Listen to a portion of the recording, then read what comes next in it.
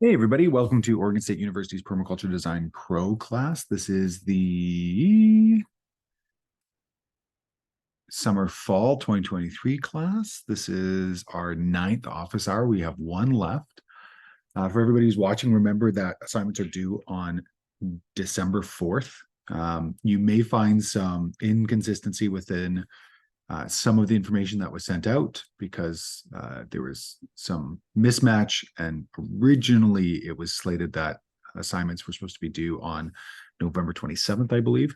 So you technically have 3 weeks between your this assignment due date and then November 4th. So if it seems like you have extra time, you do. If you want to submit early, highly recommend you do that. The great thing about that is if I have time and you get your feedback and you're on time in terms of your submission, you can get more feedback from me. So if you do feel like you're going to be done early, that's great. Remember that all assignments are due for everybody watching here or watching the replay.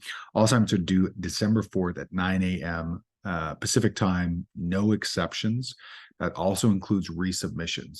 That doesn't include resubmissions if you are resubmitting for the final design. You will have that week to resubmit if the final design is of issue. But for the most part, when people get to a final design, there's not usually a big issue in terms of grading. Remember, you need to do all assignments and receive 80% on each assignment to be able to get your certificate, if that's of interest to you. I don't know if I've told this class before, but for the last 15 years, I haven't had to show my certificate to anybody for any reason at any time. So there's not a lot of need. I know our society is obsessed with certification and having pieces of paper, but people want to know if you can do the work, show up, put a tree in the ground, and make sure it lives. That's more of value and interest.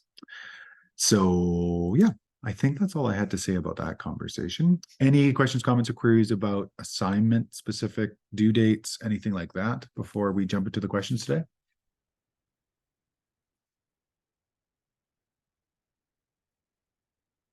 As I'm hearing crickets, I'm going to assume no, this is not the case, and let's move everything over here.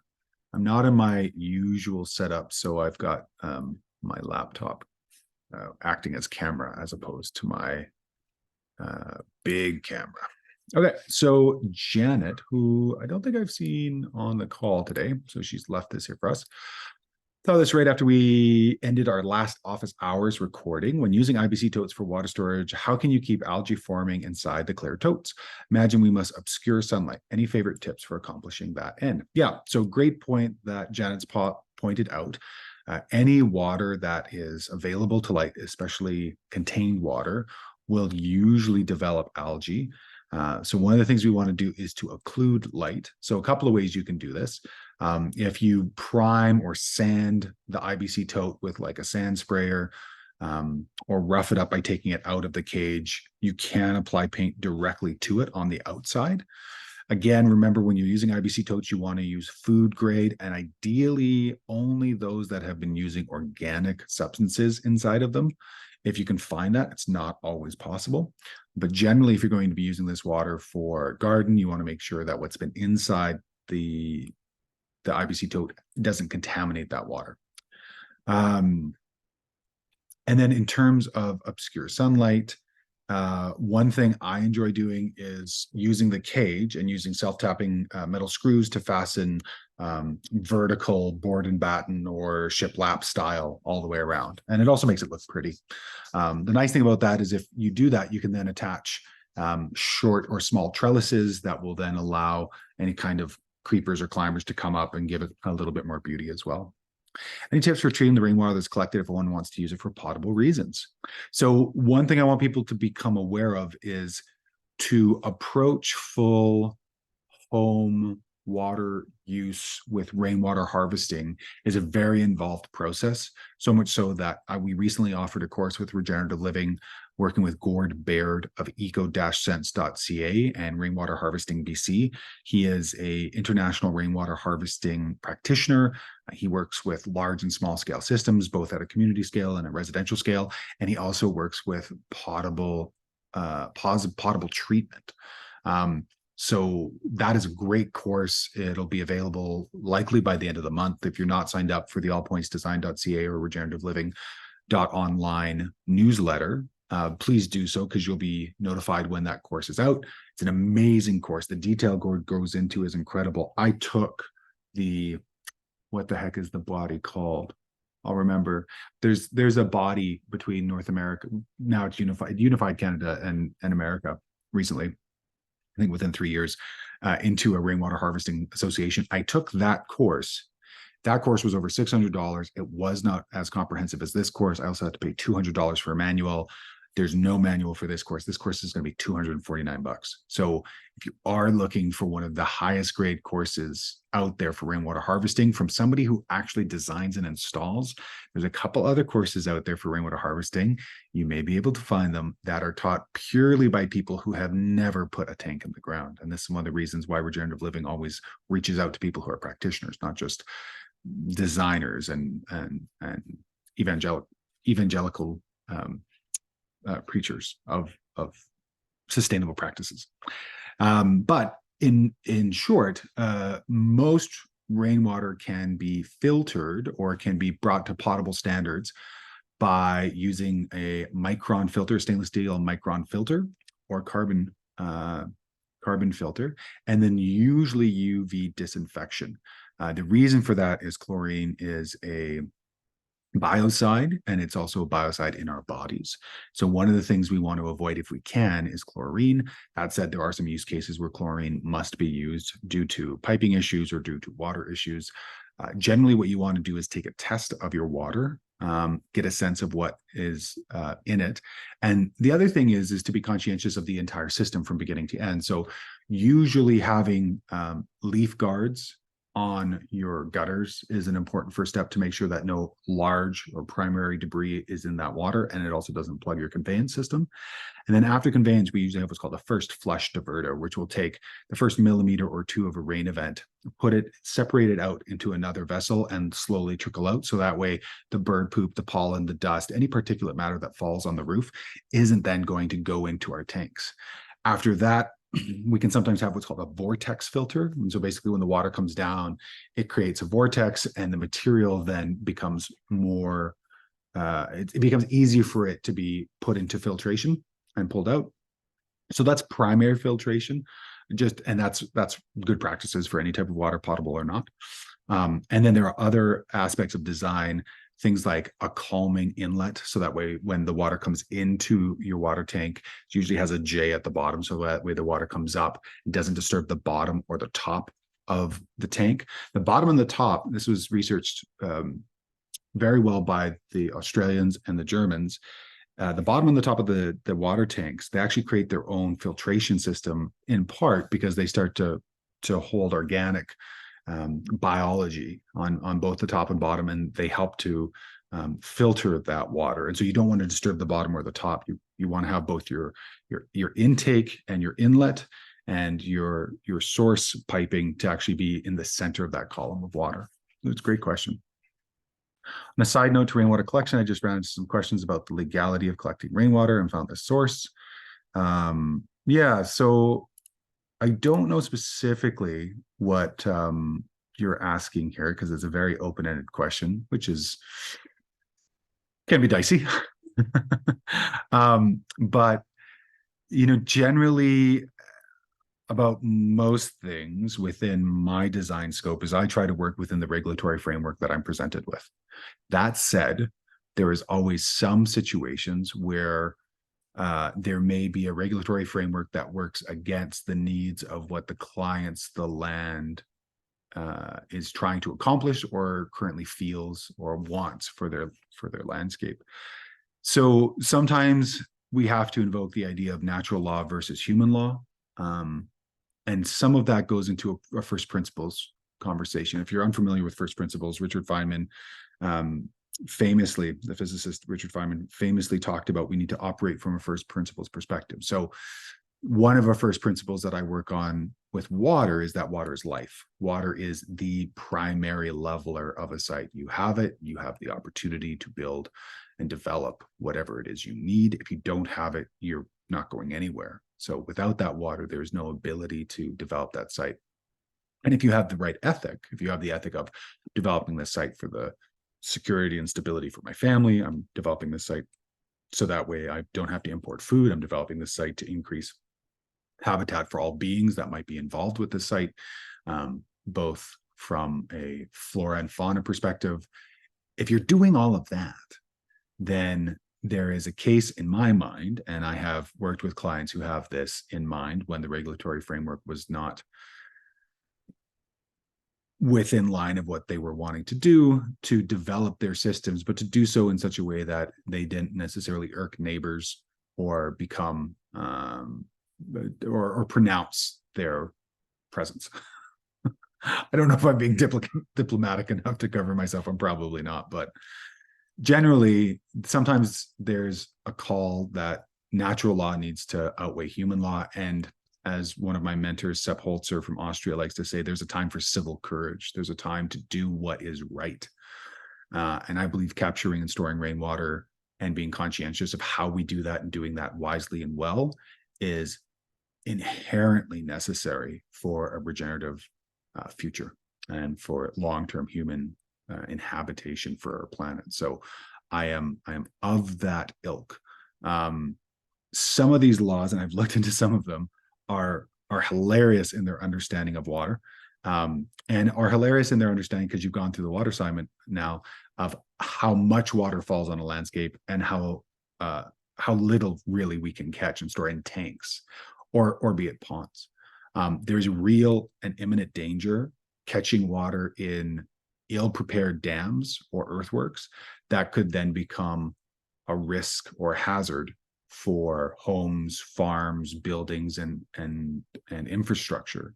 So it's important as well to know what we're doing and to do it well, instead of being helter-skelter about the conversation. So I guess those are my comments about that, because it's kind of an open-ended question that I don't really know what else to say. So hopefully that's what you're looking for, Janet.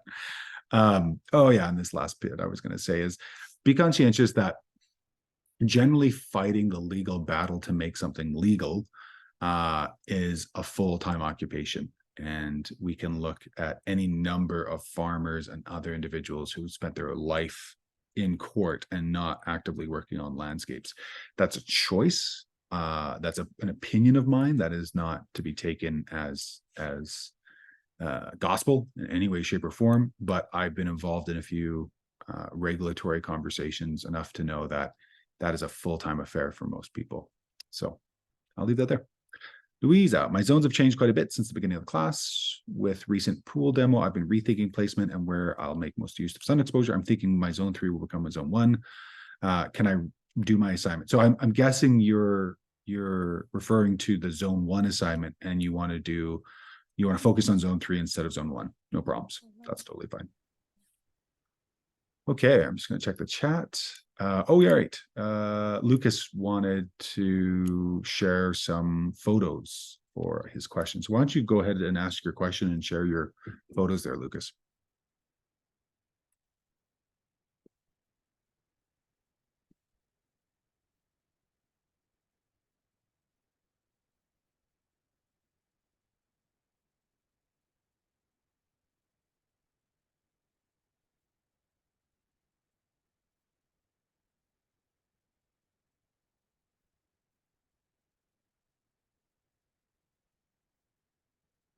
Lucas, can you hear me? I wondered if you were waiting on me or not. Sorry. I stepped away to grab a drink of water, and I was like, oh, he's got one more question. So it must have been a fast answer. So that's good. Yeah. So is it cool if I do a screen share to show some photos? Awesome. Cool. So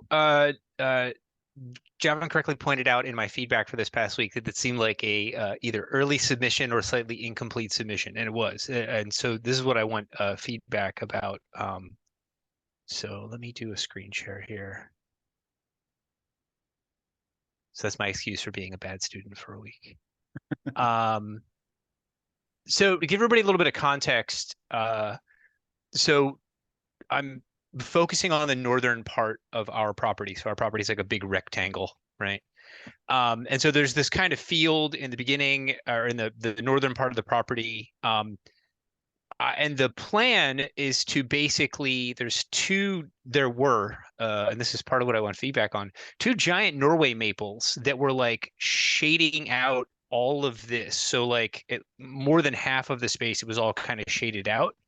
And as part of the plan, I said, I want to get rid of those and I want to plant some Norway maples that are invasive here, by the way, in the US. So, uh, and those trees had actually seeded a bunch of other Norway maples along the road that the community keeps trying to remove because they keep falling down or blocking the road. So I got rid of them, which I'll show everybody. And the plan is to basically plant some native stuff on the bank here, have a berry patch on the lower part here, and have a native flower meadow that's up against the wall here. But step one is remove the Norway maples. And so I'm super impatient, so I'm glad that Javin's general feedback on it was like, that seems okay, because like I had somebody do it basically in between the feedback or right before the feedback happened, basically.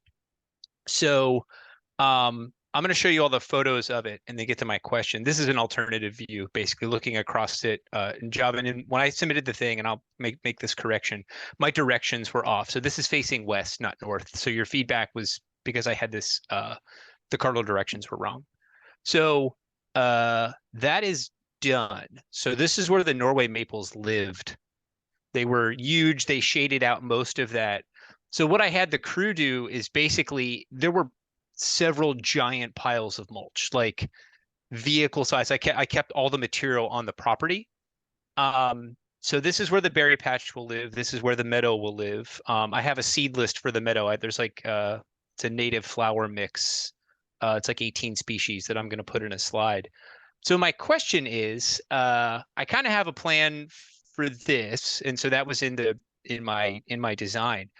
But I had as part of this on the other side here, I have two chestnut oaks.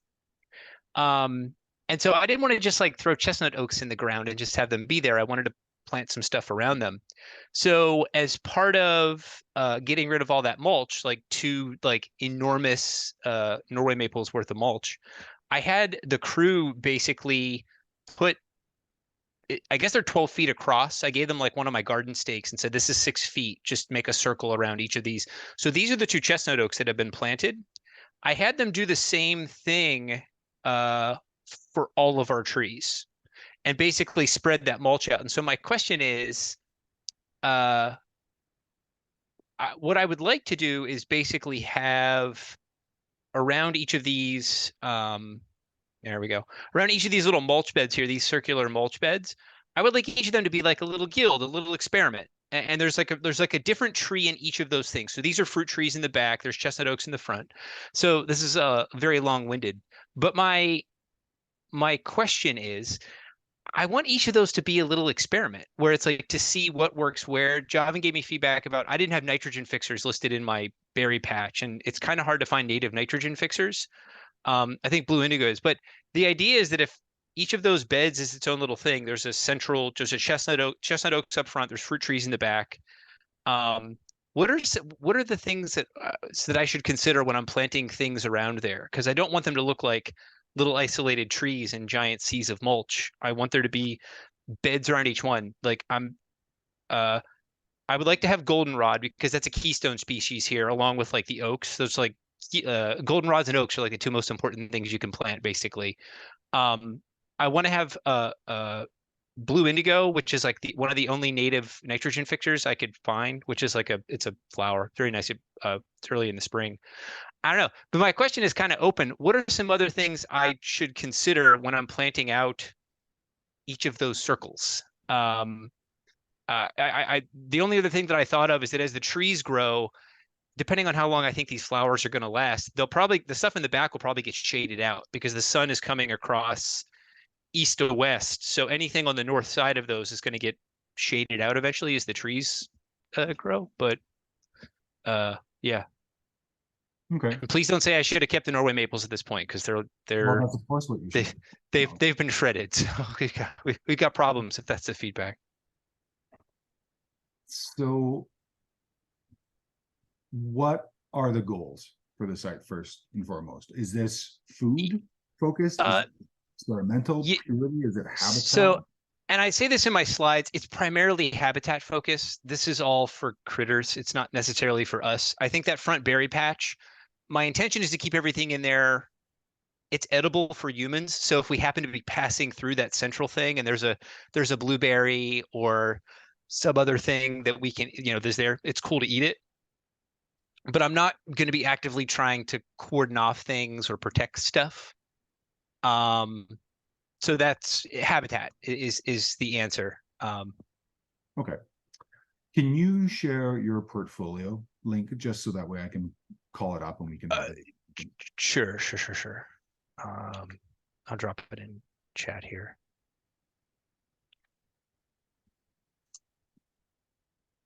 That'll take you to the plant system design, which what is missing from that, and you called this out in the feedback, is my matrix. And so part of it was like, I didn't want to just throw random stuff in a matrix. I do have the plant list from so that the native meadow, it's 18 species. They're all native, maybe like two of them that are like local, they've been localized, but they're not necessarily native, but close enough.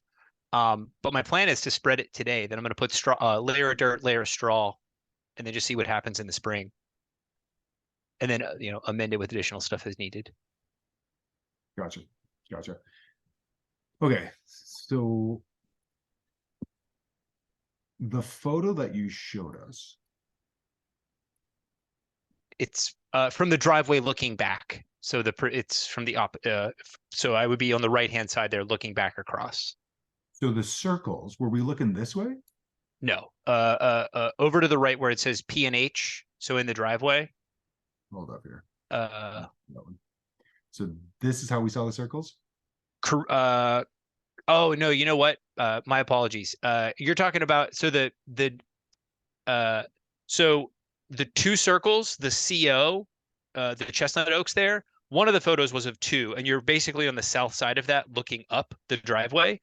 The photo that I shared that has a bunch of circles, that's our backyard. So that's not part of this focus. It was an example to say that like I have this across all of our trees, but it's not in here. If you go one slide up, and if you look at the entire property, the thing on the south side of the house so that's where all the circles were.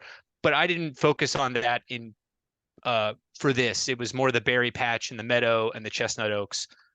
But whatever decisions I make around the chestnut oaks in the front, around like what to do with the circle, I'm gonna do some version of that in the back too. But they all don't have to be the same. They don't have to be uniform. I think I Sure. would like them to be little experiments to see what works and what doesn't. Um, Sure. So so basically the question is, how do you support the chestnut oaks within that circle with support? yeah, and then I'll make maybe other decisions about the fruit trees, because I think like I think we have 4 apple trees, 2 cherry trees, 2 pawpaws, a peach, and then like one other thing like a plum in the back. I may make different decisions, but in general, the question is, yeah, what is the strategy around planting like I guess it's called like a little guild, right? So like a bunch of things around that chestnut oak to support it, and then I'll probably roll some of that feedback into the other things. Sure. Sure. Okay. Um, all right. So generally, if I was in your position, this would be the process I would go through. I'm going to make some recommendations, but I would generally do a bit of research before, hitting on any of these topics. So you're in New York, so you're in a humid climate already, but it's temperate. You're working with a chestnut oak. Oaks are generally supported by substory natives early on in their life. So generally what I try to do when I'm developing long-term hardwoods or long-term softwoods for that matter is I'm trying to mimic that succession. So if we go back to your successional ecology survey, the biome survey, what was that sub before the canopy comes up as chestnut oaks? And I imagine in your area, it's going to be some alder, which is generally a great support species because it's a nitrogen fixer. But also oaks are not used to growing up in full sun. This is one of the things that happens when we kind of jump succession. So instead of, this happened all across Canada. So across Canada, there was the Trans-Canada Highway, which is our major highway that goes from east to west. And they tried to, after they took out major first growth forests, they tried to replace that forest by just plopping in 5-year-old conifers. And the 5-year-old conifers just didn't grow. They stayed at their kind of height and width and didn't really develop. It took a man by the name of David Polster to realize that if we want late succession climax, we need to mimic early succession to support that moving up. So his approach was to plant things like alders and willows and red osier dogwoods, not just conifers and wildflowers, which is what the transportation department needed, who were not biologists or ecologists in any way, shape, or form. And so he proved without a doubt that if you work with succession, you will develop the soil, you will develop the animal relationships, and you'll develop the water requirements through the development of soil to really build up that ecology to support those trees. So in your situation, you've taken a grassland, you've taken a lawn, which doesn't exist in your area, and you've plopped in a little mulch pit, and you've put an oak in there. And so along that spectrum of succession, you have disturbance, which is that mulch pit plus lawn. And then you have oak all the way over here. And so what you're trying to do is you're trying to bridge from this point to this point as quickly as possible. So whatever you can do to mimic a successional forest in that little circle or supporting it around there will be really useful. One of the things in your environment is because you're humid, you don't really have to worry about long droughts. But generally, I like to put a little bit of a berm on the bottom side of any mulch basin. It's basically you've probably seen them in the materials in the course, but it's sometimes called a smiley face berm or a net and pan. So basically, it's just a little bit of a berm to hold a little bit of water retention to help support not only the oak, but also anything else you plant in there. So that could be a really useful activity. So basically what I would do is I would pull up the mulch from the lower side of that circle, and I would berm it up with extra dirt. And then I would make sure that the overflows on the side are lower than the stem or the crown of that of that chestnut oak. So that way, if it does fill up with water, it'll always overflow versus filling up and then totally inundating the crown of that tree. That's one of the major issues we have to be conscientious of, is not inundating the crowns of our long-term perennial species. So with that said, make sure that the mulch is a little bit away from the stem of that tree. In any tree, mulch should never be close to the stem of a tree because it's effective for disease, for animals, for insects that can then basically attack the tree, and that can really shorten the life of the tree. Second thing is that tree needs some kind of shade or some kind of nutrition and some kind of insect attractant. So when we're designing guilds, which is basically what we're doing here, because it's a solo key species that would never be planted that way normally, or pardon me, would never develop that way naturally, but has been planted that way. And so what we want to do is support it. So nitrogen fixers are great.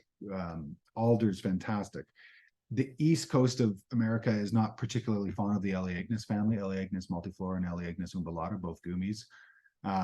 I love them because they're amazing nitrogen fixers, but if they get into waterways, they can become very aggressive and can really run rampant. So you may not want to work with those. You may want to be conscientious about neighbors and conservation organizations and what they'll have to say. Alder, however, great species.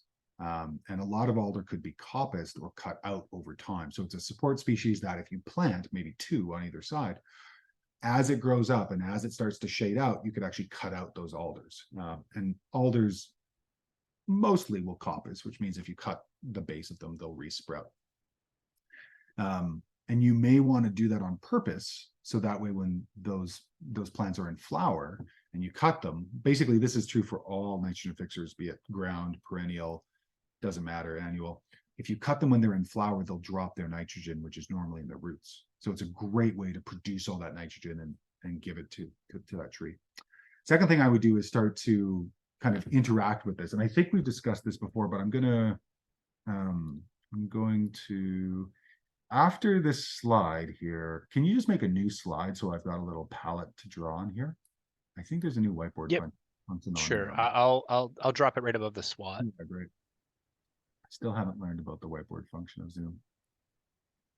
But yeah, if you can just duplicate a slide and throw it right underneath, that's bare. Scroll down. It's underneath the. Might have to hit refresh. It's there now. I'll use this There one. you go. Oh, okay. Um, Yep. so generally, and I think we talked about this in a previous call, but we'll do it again. So, if this is going to be the state of our tree to start to at maturity, if this is going to be the state of our tree at maturity, but we're dealing with a mulch basin that is, let's say, like so. I'm just estimating on what I've seen and what I know about oaks. Then some of our support species, which we'll do in different colors, some of our support species are going to go in this either bilateral or trilateral conversation. And I'll draw that first before I start putting in species. So that way everyone can kind of follow along this concept. So I like maintenance. Maintenance is good. Being able to access plants is good. So if our tree's here, and generally I'm going to think about 3 zones for my planting. It's kind of my default after years of doing this. Bilateral can make sense. Bilateral front and left or front and bottom, left and right, north and south, east and west can make sense, especially if you're doing lines or rows. But if you're doing little center spikes, basically these little guilds, I like doing it in these kind of 3 areas. It just allows for more maintenance to come up. So in this case, I would say, an alder or a gumi to support, or both. I like having multiple nitrogen fixers. I think it's a great way to go at it. And then anything, as you were talking about, in terms of your cone flowers, in terms of your hollyhocks, in terms of, any of these perennial flowers or bee balms, anything that has perennial or self-seeding annual to support pollination, to support animals coming in, to support birds coming in, because of course when birds come in, whenever they land, before they fly, they'll lighten the load. They'll drop this little fertility package. They'll poop before they fly off if they need to, which of course brings more seed, brings more fertility, brings more nutrition. So I think all of those would be beneficial here. And so anything that's within that perennial conversation, your hollyhocks, your self-seeding annuals, lilacs, What do you think about for shade Sorry, go ahead. for shade purposes, some of the taller? So in my pollinator garden on the other side, I've planted like 50, 60 species in there, but some of the taller ones are like sneezeweed, Joe Pye weed, New York ironweed. I actually have 3 pounds of well, the common name is like Jerusalem artichoke. It's in the sunflower family. These are all tall. Like they get I mean some of the sneezeweed that I had this year was like 6, 7 feet tall. Would they be okay on the front side to like kind of provide some of that shade as well? 100%. They're not going to do much at the apex of summer, but they'll definitely help out kind of getting it there. Yeah. So I think all of them. So when I'm planting the trees there, then I tend to try to plant smaller stuff. Like the chestnut oaks are tiny, right? Because I haven't had much success. For one thing, it's very expensive to bring in like bigger trees, and then they seem to do better. They get a better root system if you start small. With these, since I'm like you said, I'm not. It's not a typical disturbance. We're kind of like out of sync here. Should I try to get like maybe medium size? Because I can source medium size stuff as opposed to tiny little trees. Um, that like I could like if I could get 2 alders in there that are maybe 3 or 4 feet high, um, would that be maybe better to jumpstart it that way? Because if the alders are also tiny, everything's tiny, so then nothing's really gonna. Maybe the alders grow faster than an All oak. the I don't growth know, but will be so pronounced compared to okay. oak. It will be very quick. So, one of the things you can do with alder is alder live stakes, which means if you cut it in the fall, and if you cut a long branch, you can take a piece of rebar, make a hole, put that 2 feet in the hole, and it will basically explode with growth. So alders, you can kind of jump ahead a couple of steps there, doing it that way. Yeah. Okay.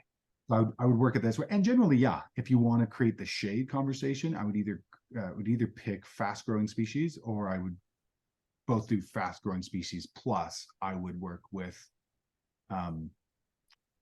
that material to move fast. Yeah. I've ordered a black willow too for the kind of that main part, but I've also looked at some of the smaller native willows, which might be an option too. They grow super fast. And when they mail them, they just mail you a stick basically. Your job is to just jam it in the ground and it just becomes a tree like pretty quickly. Yeah. Cool. Okay. That was the three thing makes sense. I kind of, I guess maybe for different reasons, but reached the same conclusion. I was thinking about the symmetry of it and where to position things and how much space they would need, but I would have done all flowers, so I'm glad I'm glad I asked. Yeah, yeah. Great question, and glad to hear that it's been helpful. Awesome. Awesome. Great question. Thanks, Lucas. And it looks like a great project. Well, it looks like you're going about it really well, and it's going to look really beautiful. So bravo. Any other questions?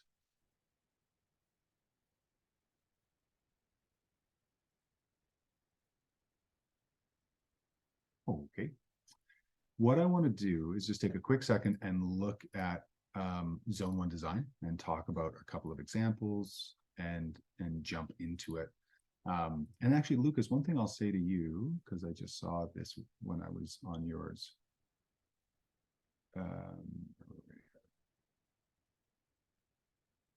17. Just a small thing, but these corners are actually these corners. So just, I would change your line to go from here to here, because it really is about like magnifying it. It's a small detail. I just wanted to point it out.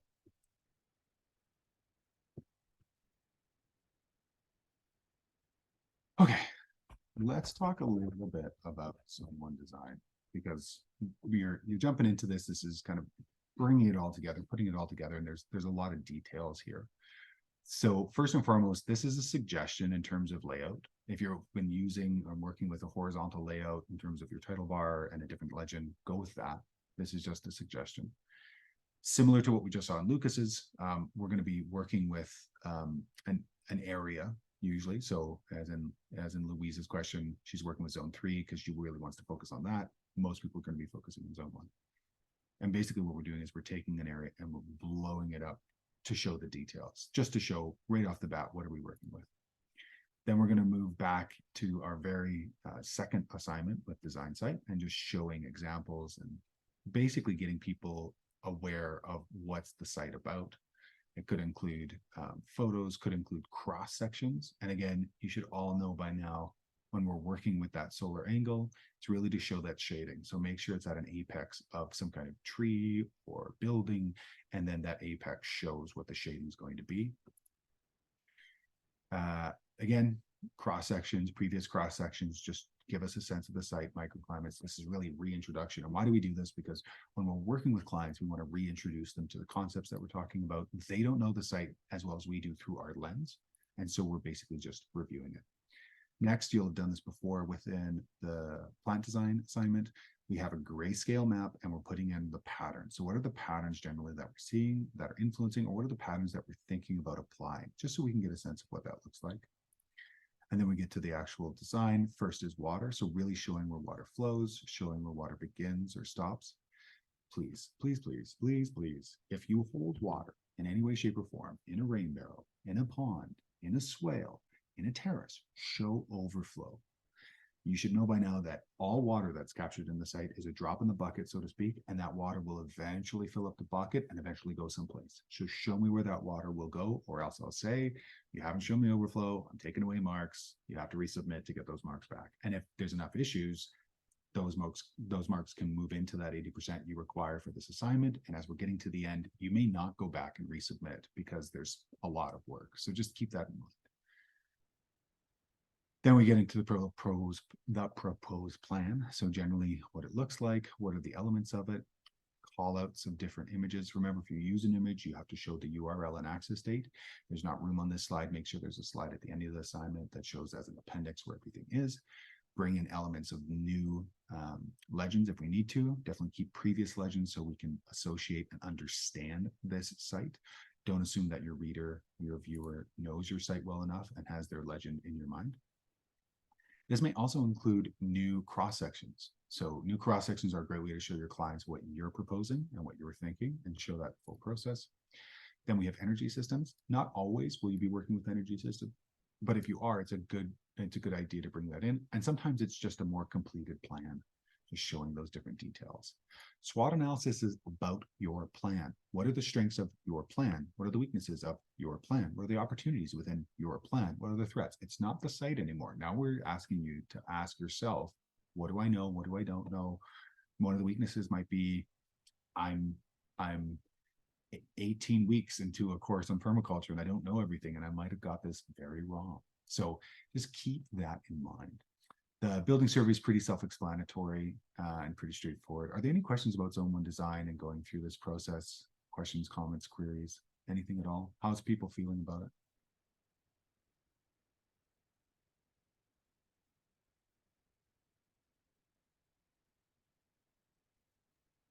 I'll just I'm like both excited. I like, by the way, Lucas, I really liked you walking us through your example. I was I remember it reminded me that I was thinking about like a wildflower meadow for like the edges, and like you just honestly just jogged my memory of like, oh yeah, like I thought about that early on, and I think I'd love to include that in the design. But I don't know. I feel both excited and like a little overwhelmed. I do have like some planned time off from work, and I was hoping to try to catch up and like try to inch my way ahead. But it's really exciting. It's just hard. You know, it's been my song this whole class. It's like I'm just working with like very beginner's knowledge base and building that slowly. So, but that's exciting. You know, it's okay. Yeah. Thanks, Louisa. I appreciate that. Great to hear about your experience, and I hear you.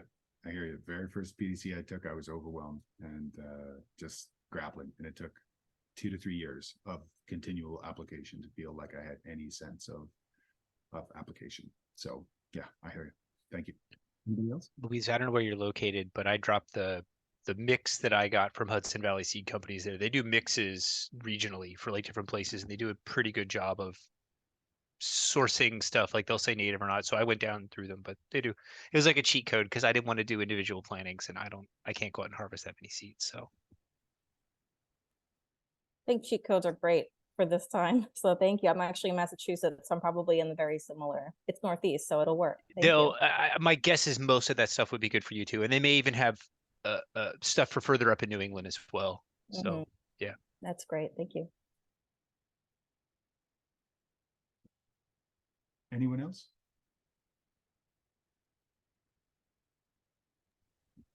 I was gonna add that I'd your comment about like I'm 18 weeks in and I feel like I don't know anything. Someday, like I have that sometimes where it's like it's so much information, and I think I'm still trying to distill.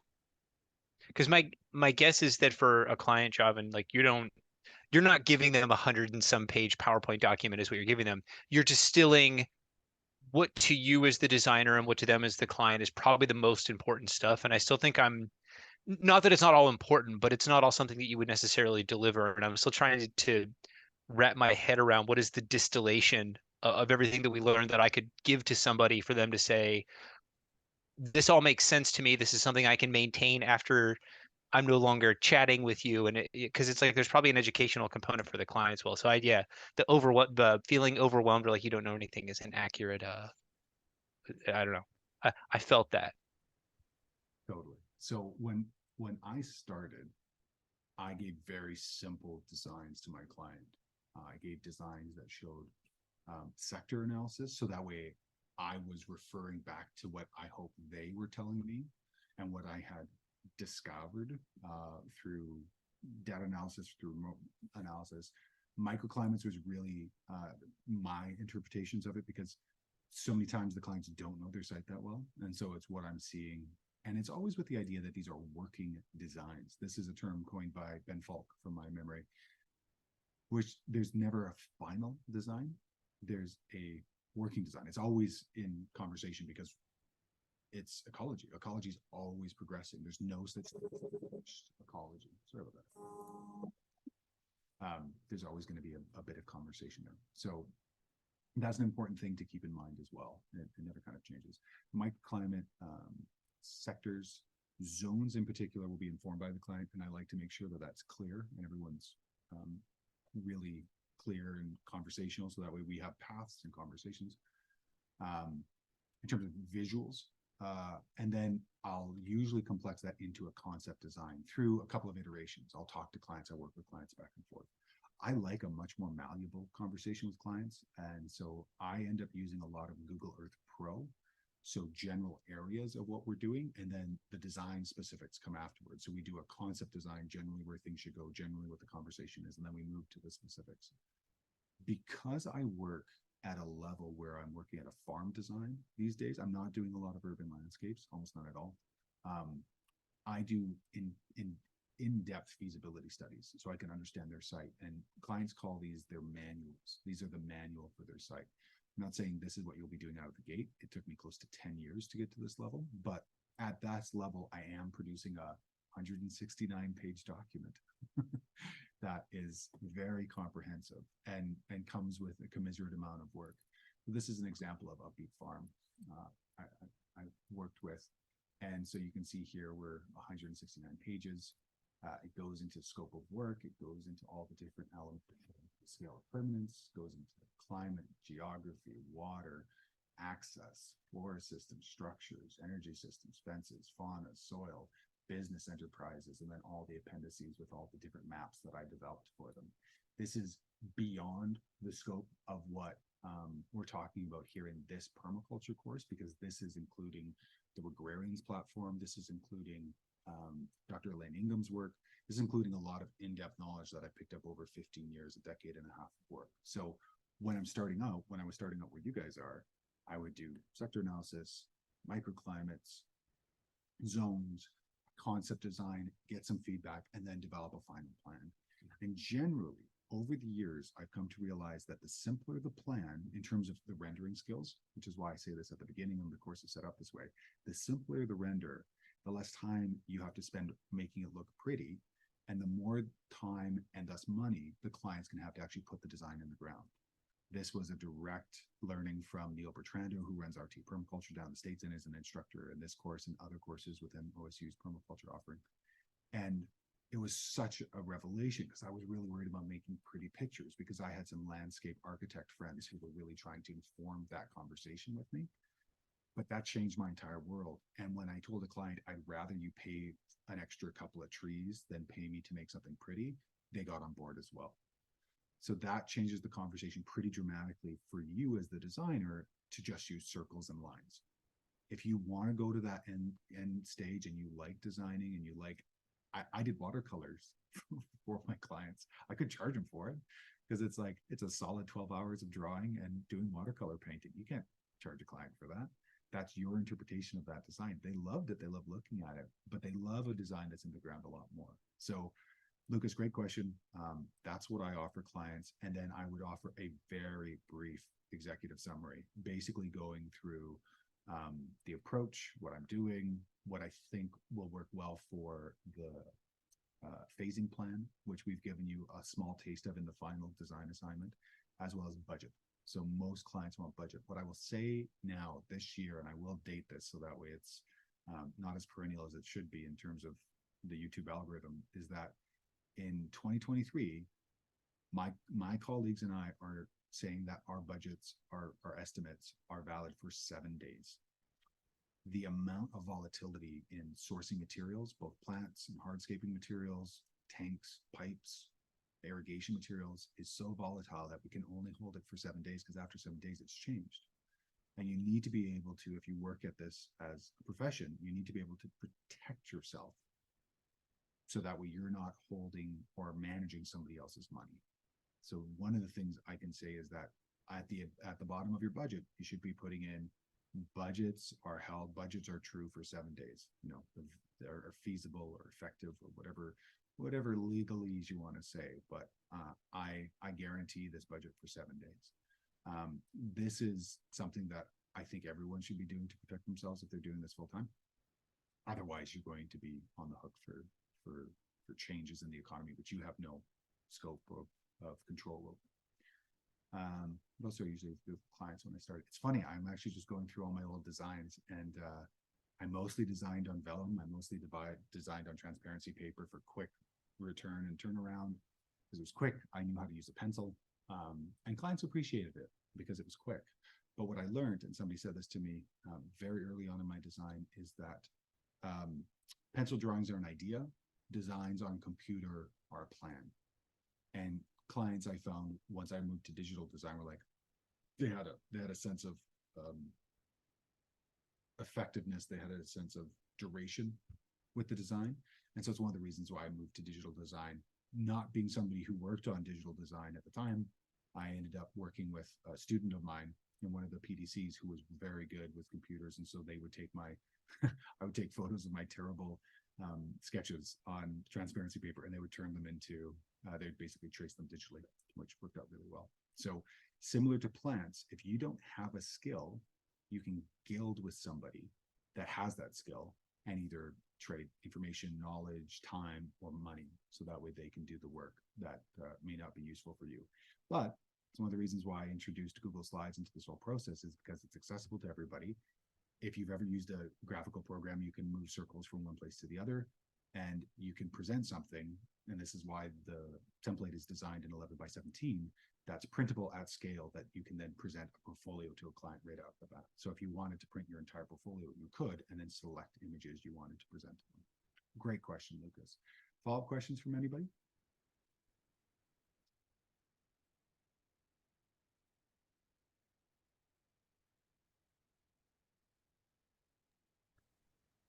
I have one other thing I wanted to share. This is just I'm going to drop a link in chat.